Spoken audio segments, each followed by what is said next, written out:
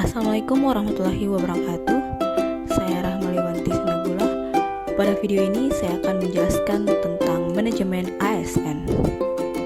Manajemen ASN adalah pengelolaan ASN untuk menghasilkan pegawai ASN yang profesional, memiliki nilai dasar, etika profesi, bebas dari intervensi politik, bersih dari praktik korupsi, kolusi, dan nepotisme.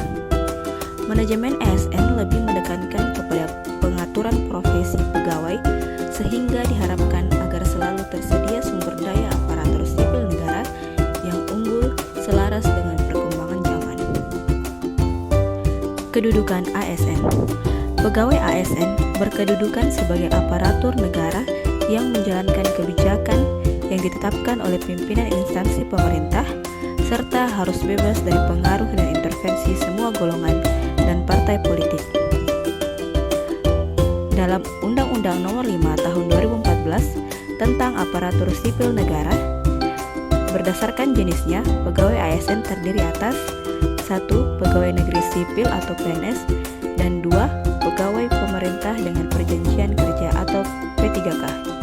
PNS merupakan warga negara Indonesia yang memenuhi syarat tertentu diangkat sebagai pegawai ASN secara tetap oleh pejabat pembina kepegawaian untuk menduduki jabatan pemerintahan, memiliki nomor induk pegawai secara nasional.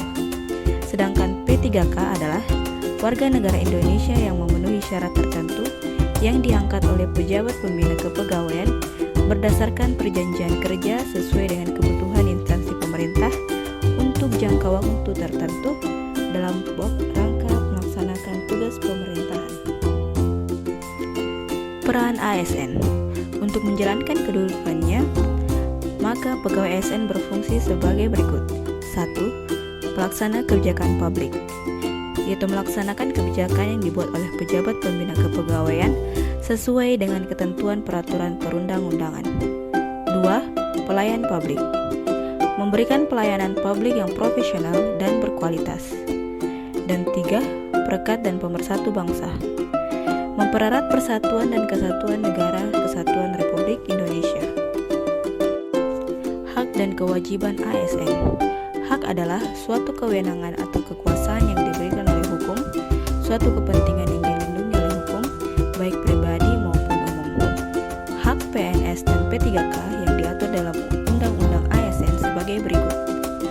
PNS berhak memperoleh 1. Gaji, tunjangan, dan fasilitas. 2. Cuti. 3. Jaminan pensiun dan jaminan hari tua. 4. Perlindungan atau jaminan kesehatan dan lain-lain. Dan 5. Pengembangan kompetensi. Sedangkan P3K berhak memperoleh 1. Gaji dan tunjangan. 2. Cuti. 3. Perlindungan. Dan 4. Pengembangan kompetensi. Kewajiban ASN adalah suatu beban atau tanggungan yang bersifat kontraktual. Dengan kata lain, kewajiban adalah sesuatu yang sepatutnya diberikan. Kewajiban pegawai ASN yang disebutkan dalam Undang-Undang ASN adalah 1. Setia dan taat pada Pancasila, Undang-Undang Dasar Negara Republik Indonesia tahun 1945, Negara Kesatuan Republik Indonesia dan pemerintah yang sah. 2. Menjaga persatuan dan kesatuan bangsa. 3. Melaksanakan kebijakan yang dirumuskan pejabat pemerintah yang berwenang. 4. Menaati ketentuan peraturan perundang-undangan.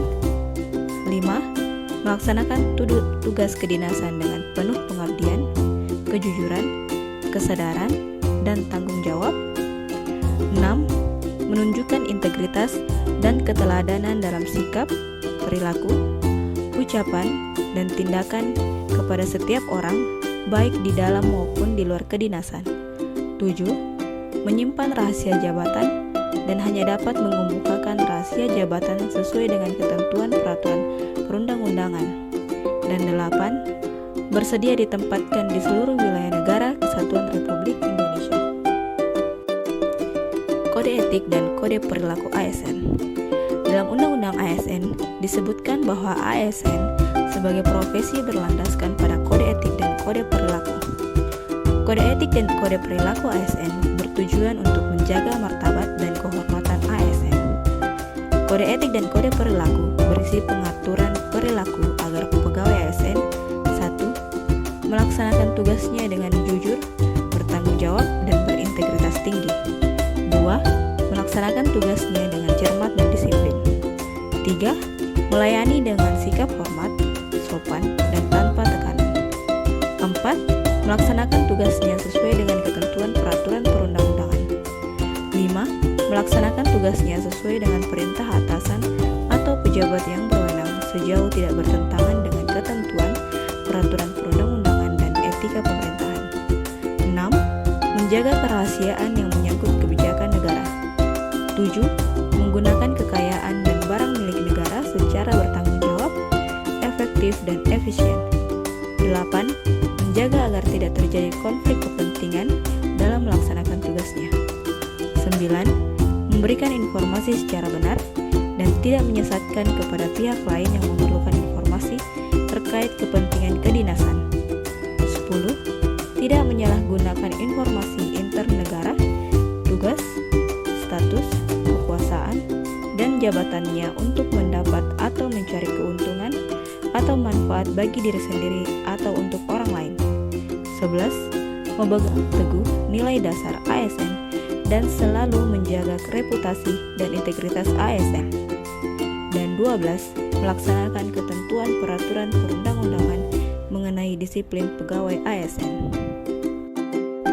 Sistem merit dalam pengelolaan ASN adalah kebijakan dan manajemen ASN yang berdasarkan pada kualifikasi, kompetensi, dan kinerja secara adil dan wajar dengan tanpa membedakan latar belakang politik, ras, warna kulit, agama, asal-usul, jenis kelamin, status pernikahan, umur, atau kondisi kecacatan.